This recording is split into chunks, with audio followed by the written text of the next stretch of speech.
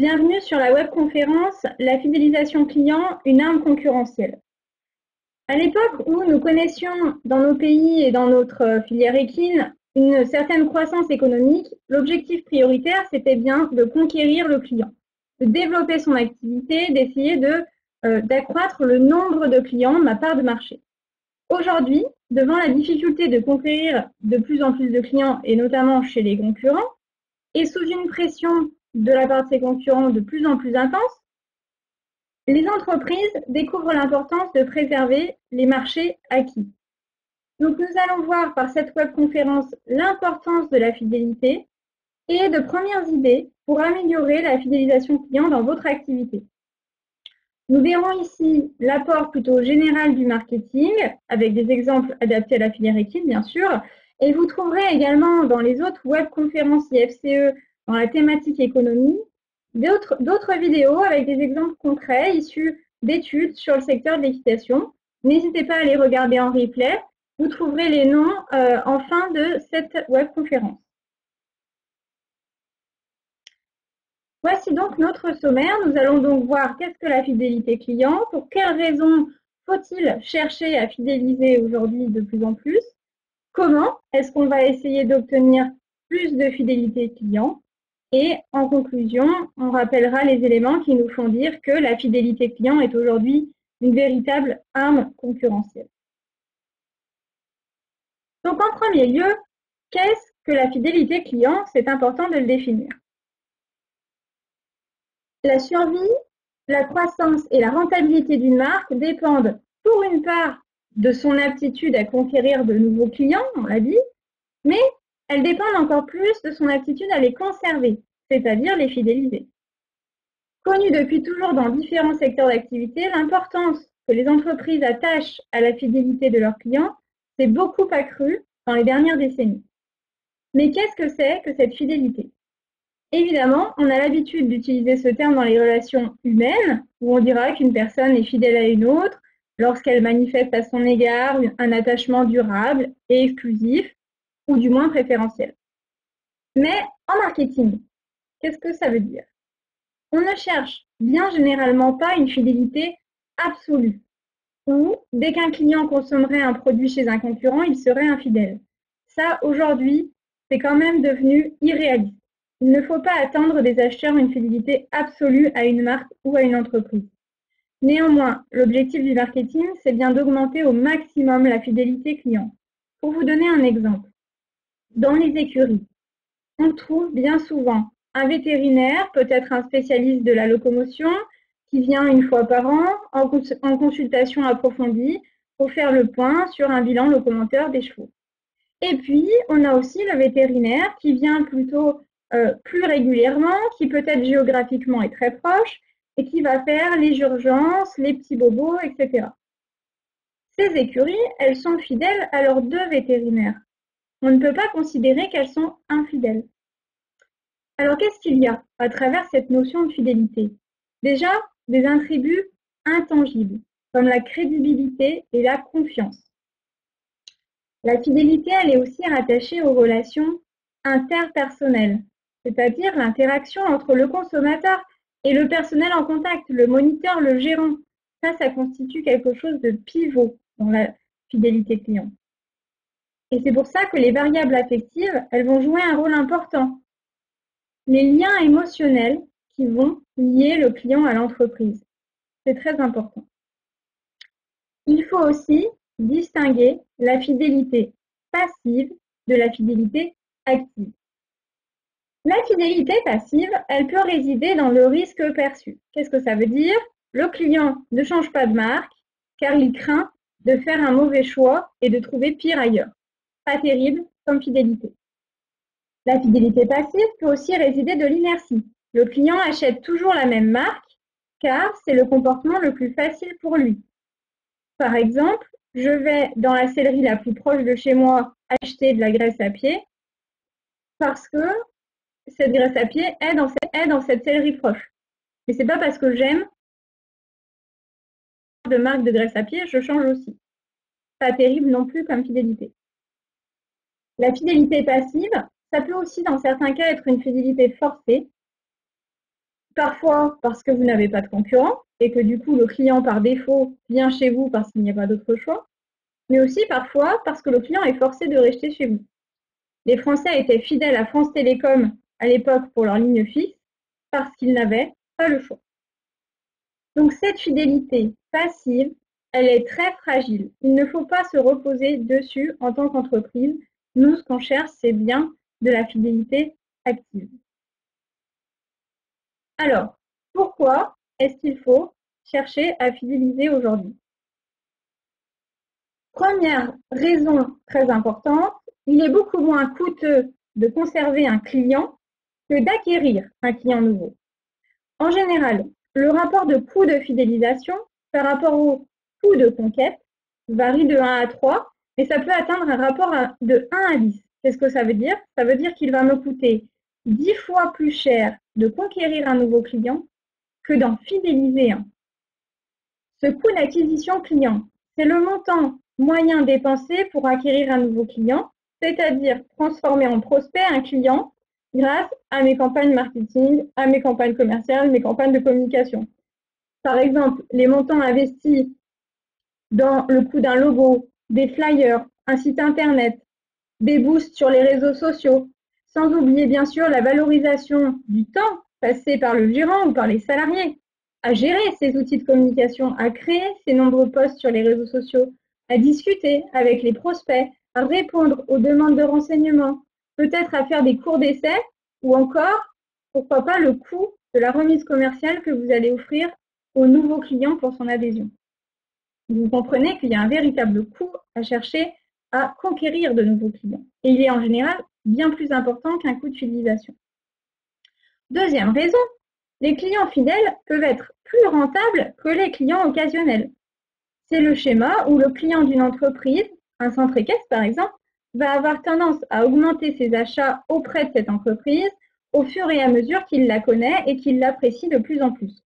Je vais commencer par prendre une carte de 10 heures pour essayer pour mon fils, puis finalement un abonnement à l'année, puis je vais participer à des stages pendant les vacances scolaires, puis à des sorties en compétition, et puis finalement mon deuxième enfant va aussi se mettre à l'équitation dans ce même club.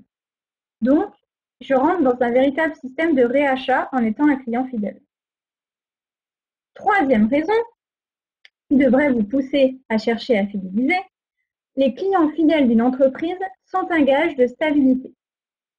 Pour les mêmes raisons qu'on vient de donner, le chiffre d'affaires généré par les clients fidèles est toujours plus stable, toujours moins fluctuant que le chiffre d'affaires qui provient des clients occasionnels. Je peux compter sur mes licenciés annuels pour me faire une base fixe finalement de rentrée d'argent tous les mois, alors que les clients qui viennent faire des promenades occasionnellement ne viennent pas stabiliser mon chiffre d'affaires. De plus, un client fidèle, il est moins sensible aux offres promotionnelles des concurrents. Par exemple, en période de vacances scolaires, le centre équestre concurrent dans le village à côté de chez moi fait peut-être une remise de découverte sur les stages, mais comme mon client fidèle, son attachement à mon entreprise va plus loin qu'une comparaison sur les prix, il va quand même venir chez moi faire son stage. Enfin, les clients fidèles, ils sont moins enclins à abandonner leur marque ou leur entreprise en cas de crise. Par exemple, si je suis une inconditionnelle de telle marque de produits pour soins pour chevaux, mais que finalement la sellerie où je me sers déréférence cette marque, ne la propose plus, je vais sûrement chercher à acheter en ligne ou dans une autre sellerie cette même marque pour continuer à trouver le produit que j'apprécie et auquel je suis fidèle.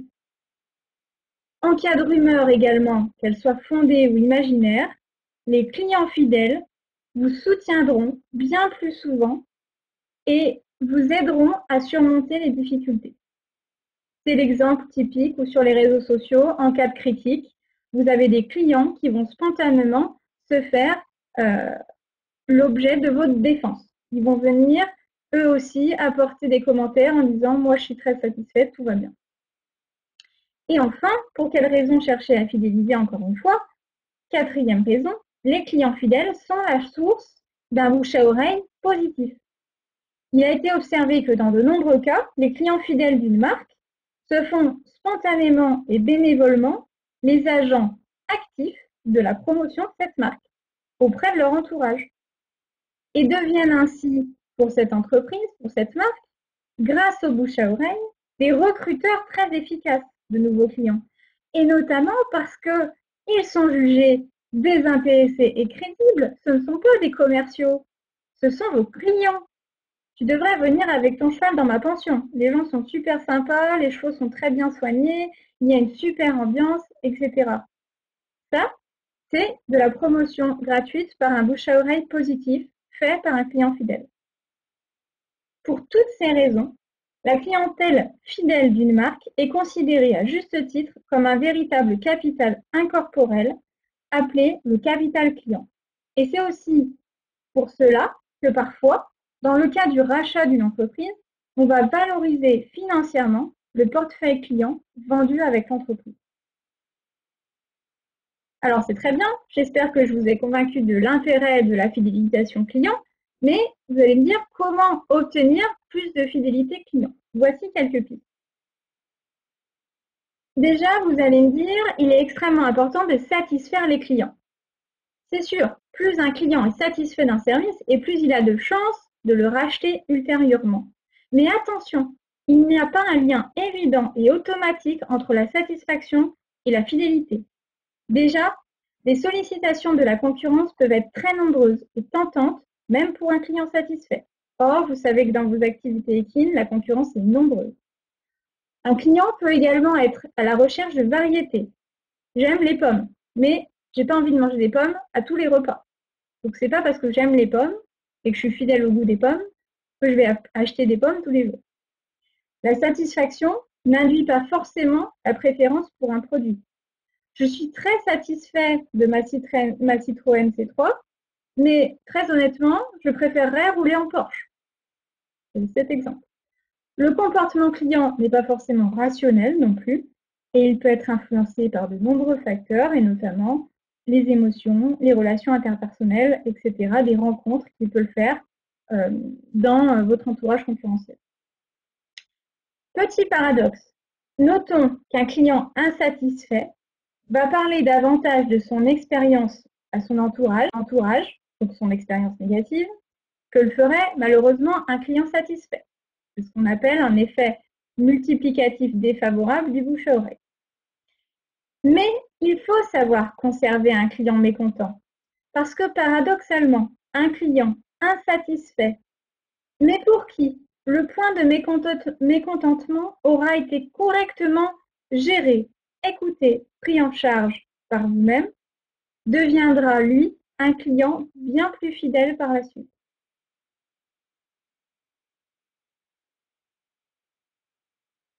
Alors, si la satisfaction ne suffit pas, comment puis-je faire pour fidéliser mes clients? Déjà, je vous conseille de mettre en place des outils de fidélisation. Ça peut passer par exemple par la mise en place d'un programme d'accueil pour les nouveaux clients. Un dossier de bienvenue, une lettre, un mail de remerciement suite au premier achat, un coup de fil pour prendre des nouvelles suite à l'achat d'un cheval. Plus le démarrage de la relation est réussi, plus le client se sent valorisé et plus il sera attaché sur le long terme à l'entreprise. C'est d'ailleurs l'occasion éventuellement d'envoyer des informations récapitulatives comme les horaires, l'organigramme, les numéros indispensables, le plan, etc. Vous pouvez mettre en place une lettre d'information régulière qu'on peut appeler newsletter sous forme de mail, peut-être pourquoi pas de courrier postal annuel, de petits magazines informatiques ou plus simplement par votre page Facebook ou autre réseau social. Ces informations que vous diffuserez ne sont pas forcément uniquement des informations publicitaires. Elles doivent être utiles pour le client et parfois valorisantes pour ce dernier. L'idée, c'est que la newsletter devienne une véritable source d'information pour le client. Si j'ai une écurie propriétaire, je vais peut-être parler de l'épidémie de la rhinopneumonie, apporter des informations par rapport au confinement. Peut-être qu'il y aura les dernières informations sur les stages et les moyens de s'inscrire, les dernières photos aussi des stages, etc.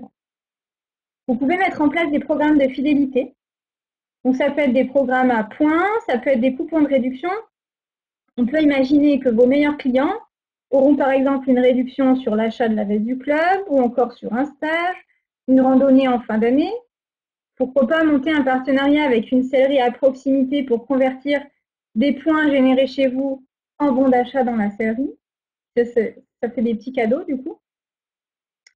Et bien sûr, vous pouvez aussi mettre en place des services réservés, des opérations spéciales, on va dire des événements particuliers. C'est l'exemple typique de la soirée dédiée aux membres de l'équipe de compétition, par exemple. Et c'est aussi obtenir plus de fidélité client, avoir l'objectif d'instaurer une véritable politique relationnelle. Alors, à savoir déjà, petite parenthèse, que quand on réserve son exercice à un type de client, quand on se spécialise, ça veut dire, par exemple, je vais me spécialiser en équitation éthologique, en équitation western, etc., c'est toujours plus facile de fidéliser. Évidemment, vous vous différenciez plus facilement. Cette politique relationnelle, c'est déjà apporter plus de services aux clients, de l'information, du conseil, faciliter les achats, faire du relationnel.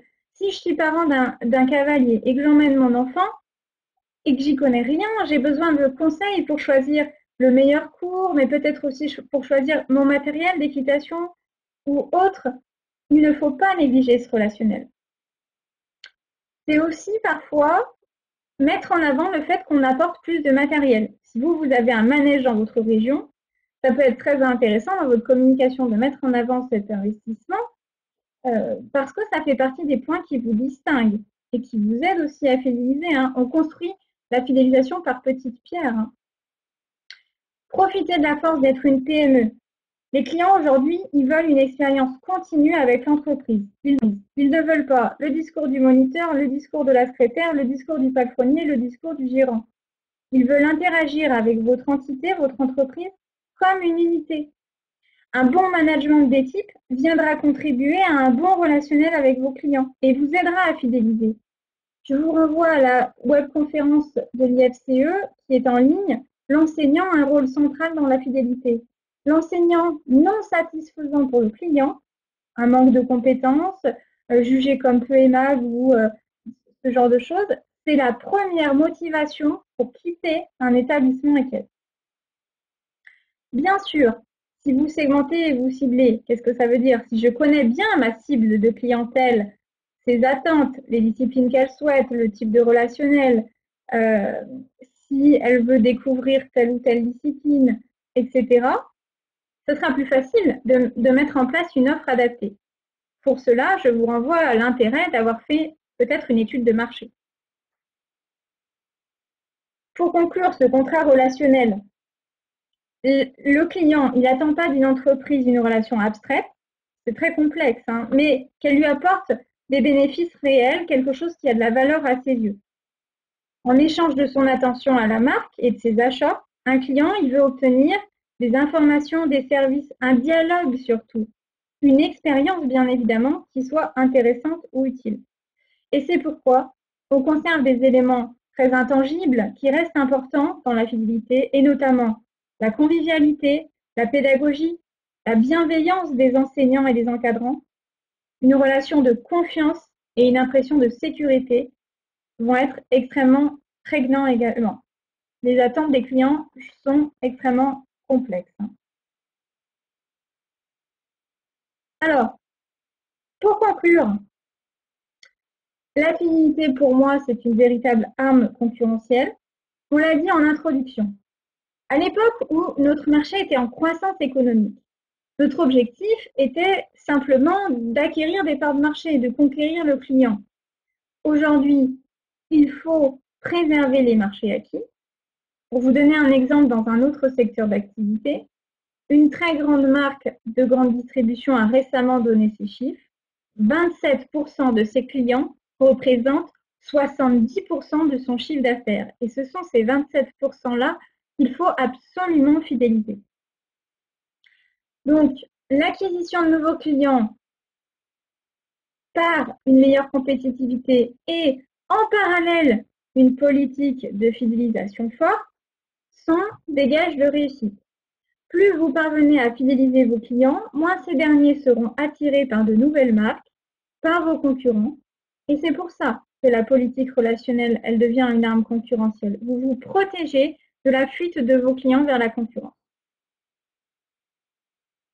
Également, retenez que sur des marchés dont la croissance est relativement faible, et je ne vous cache pas que aujourd'hui on est plutôt dans cette situation économique-là au niveau de la filière équine, la part de marché des entreprises, elle passe de plus en plus par la fidélisation des clients, en préservant, voire en augmentant la part des dépenses que chaque client consacre à sa marque. Qu'est-ce que ça veut dire?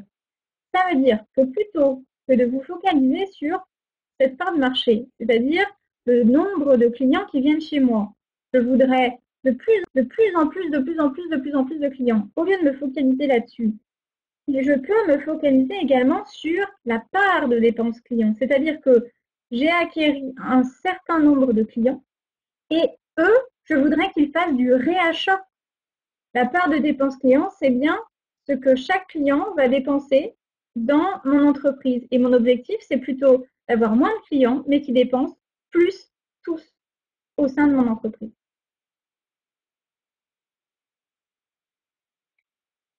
Ce qu'on retiendra, la fidélité client, pour moi, c'est une véritable arme concurrentielle, très complexe, certes, mais qui ne peut que vous aider.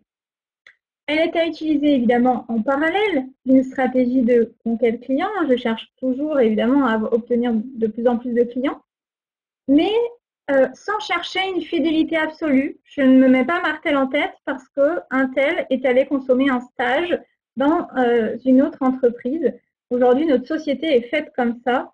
C'est très très difficile d'obtenir de la fidélité absolue. Et cette fidélité, elle s'acquiert notamment en apportant un relationnel vraiment de meilleure qualité, qui est un travail de tous les instants et à tous les niveaux dans l'entreprise. Chaque partie prenante de l'entreprise participe à ce relationnel. Peut-être en apportant plus de services, parfois plus de matériel ou de compétences, certainement en apportant plus d'informations, plus de dialogue et des contacts très réguliers avec vos clients. Et pourquoi pas en apportant plus de preuves de remerciement de cette fidélité, des petits cadeaux, des événements, des remises qui participent à inciter vos clients à réacheter demain chez vous. Voilà, je vous remercie pour votre attention. Cette webconférence est terminée.